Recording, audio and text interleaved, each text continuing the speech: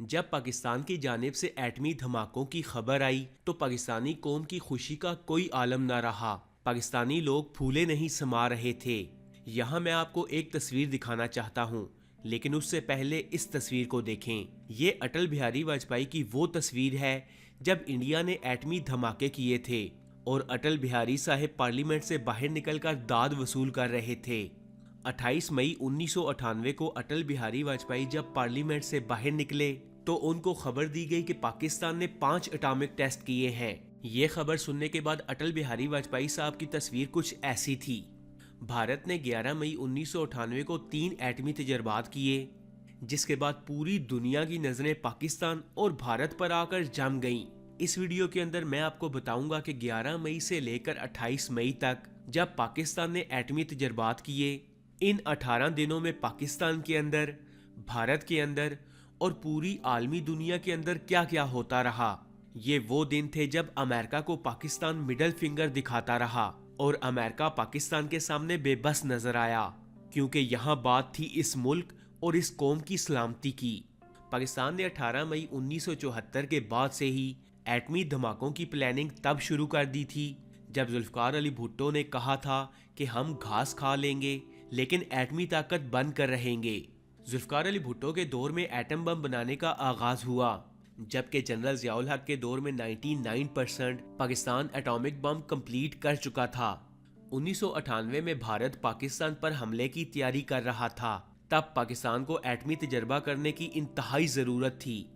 मई 1998 में जब भारत ने एटमी धमाके करने की खबर दुनिया को दी, तब पाकिस्तानी फोर्सेस के चीफ्स ने उस वक्त के प्राइम मिनिस्टर नवाज शरीफ को एटमी धमाकों के लिए इंतहाई फोर्स किया और ये भी कहा कि इस तरह पाकिस्तान एटमी धमाकों में भारत से सबकत ले जाएगा, बिल्कुल ऐसे ही जैसे 14 अगस्त को पाकिस्तान पहले आज़ाद हुआ और भारत के दिल में पाकिस्तान का खौफ बैठ जाएगा। लेकिन नवाज शरीफ ने एटमी धमाकों के पेपर साइन करने से साफ इनकार कर दिया। 11 मई 1998 को जब भारत ने एटॉमिक टेस्ट किए, तब उस वक्त के प्राइम मिनिस्टर नवाज शरीफ पाकिस्तान में मौजूद नहीं थे। वो ठीक अगले ही दिन यानी 12 मई को वापस पाकिस्तान आन पहुंचे। नवाज शरीफ के पाकिस्तान पहुंचते ही आला सती इजलास बुलवाया गया।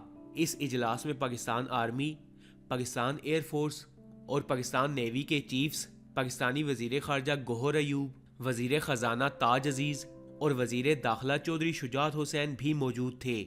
इस इजलास में सबसे खास शख्स यानी डॉक्टर अब्दुल कदीर खान को भी देखा जा सकता है। 1990 की दिहाई में जमात इस्लामी काफी पावरफुल मानी जा रही थी, लिहाजा जमात इस्लामी के रहनुमा काजी हुसैन अहमद ने नवाज शरीफ से मुलाकात की और कहा कि अगर पाकिस्तान ने भारत के एटमी तजर्बों का जवाब न दिया तो पाकिस्तान को इसकी बड़ी कीमत चुकानी पड़ सकती है। पाकिस्तान की फौजी क़यादत ये तहैया कर चुकी थी कि नवाज शरीफ को हटाकर एक निगरान वजीर आजम लाया जाएगा और इस निगरान वजीर आजम से साइन करवाकर एटमी धमाकों का जवाब दिया जाएगा, क्योंकि नवाज शरीफ की ये हरकत इंतहाई तशवीशनाक थी। अब नवाज शरीफ को गिरफ्तारी का भी खौफ था। इन्हीं दिनों नवाज शरीफ ने एक बयान भी दिया जिसमें इन्होंने कहा कि हर वो घंटा जो गुजर रहा है मुझ पर दबाव भी बढ़ा रहा है। Pressure is mounting on me by the hour. लिहाजा नवाज शरीफ ने दबाव में आकर साइन कर दिए और शर्त ये रखी कि इन धमाकों का क्रेडिट मुझे दिया जाएगा। पाकिस्तान की फोर्सेस और आईएसआई को पाकिस्तान की सलामती सबसे ज्यादा अजीज थी, लिहाजा इसकी ये बात मान ली गई। ये वो दौर था जब पाकिस्तान की कोई भी सियासी जमात एक दूसरे के साथ मिल बैठने को तैयार न थी। इन्हीं दिनों पीपल्स पार्टी रहनुमा बेनजीर भुट्टो भी पाकिस्तान में मौजूद नहीं थी। जो ही बेनजीर वापस पाकिस्तान आई तो वजीर खारजा गौहर अयूब ने इनसे मुलाकात की और पूरी सिचुएशन से आगाह किया। तब बेनजीर भुट्टो ने भी हुकूमत की गैर मशरूत हमायत का ऐलान कर दिया। फ्रेंड्स, जब पाकिस्तान ने 28 मई को ये एटमी तजर्बात किए तो इससे ठीक 3 दिन पहले एक ऐसा वाकया हुआ जो शायद बहुत कम लोग जानते होंगे।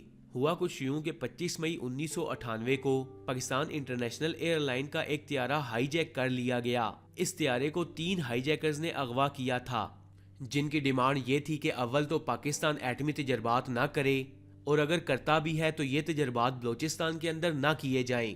खैर, इस त्यारे को बाद में हैदराबाद उतरवा लिया गया और एसएसजी कमांडोज ने त्यारे के पैसेंजर्स को रेस्क्यू कर लिया। फ्रेंड्स, इस टॉपिक पर मैं ऑलरेडी एक तफसीली वीडियो बना चुका हूँ। आप वीडियो के टॉप राइट कॉर्नर पर आई बटन पर क्लिक करके देख सकते हैं। फ्रेंड्स, पाकिस्तान और भारत के दरमियान ये टॉम एंड जेरी का खेल चल रहा था और पूरी दुनिया पाकिस्तान और भारत पर नजरें जमा कर बैठी थी, जिनमें से अमेरिका सरे फहरिस्त था। त्यारा हाईजैक के ठीक अगले ही दिन बिल क्लिंटन ने फौरन से नवाज शरीफ के साथ राब्ता किया और नवाज शरीफ को बताया कि एक खसूसी मंदूब स्टॉप टाइबर्ट पाकिस्तान का दौरा करेंगे। ये सिर्फ अमेरिका का कोई दौरा नहीं था, बल्कि इसके पीछे एक अमेरिका का पूरा मिशन था, जिसे टाइबर्ट मिशन का नाम दिया गया। स्टॉप टाइबर्ट जब पाकिस्तान आ रहे थे तो एक गुमान किया जा रहा था कि अमेरिका पाकिस्तान को फाइनेंशियली हेल्प करेगा, जिससे पाकिस्तान को रोका जा सकेगा कि पाकिस्तान एटमी धमाके न करे। इस पूरे वाकये की दिलचस्प बात यह थी कि जब स्टॉप टाइबर्ट का वफद वापस अमेरिका पहुंचा तो उस वक्त अमेरिकन दफ्तर खारजा ने एक बयान जारी किया। इस बयान के मुताबिक पाकिस्तान की तरफ से इन्हें जो पैगाम मिला वो ये है कि पाकिस्तान को चंद करोड़ डॉलर्स की जरूरत नहीं, यहाँ मामला पाकिस्तान की सलामती का है और इस सलामती के सामने चंद करोड़ डॉलर्स अहमियत नहीं रखते। साथ ही साथ सदर क्लिंटन की ये उम्मीद भी कि पाकिस्तान तजर्बात नहीं करेगा वो भी कायम रही और सदर क्लिंटन ने एक न्यूज एंकर को ये बयान भी दिया। और फिर आखिरकार वो दिन आ गया, यानी 28 मई 1998 का दिन, जब पाकिस्तान ने एटमी तजर्बात किए। इस दिन का आगाज आला क़यादत की ब्रीफिंग से हुआ। तीनों पाकिस्तानी फोर्सेस के चीफ्स ने आला सियासी क़यादत को पाकिस्तान की सिक्योरिटी की सूरत हाल पर एक ब्रीफिंग दी। इस ब्रीफिंग के बाद चागी के अंदर जब एटमी तजर्बात किए गए तो पहाड़ रुई के बादलों में उड़ने लगे। ये तजर्बात 100% कामयाब रहे थे। पूरी दुनिया फटी आंखों से पाकिस्तान को देख रही थी और भारतीय ऐवानों में सिर्फ और सिर्फ सन्नाटा था।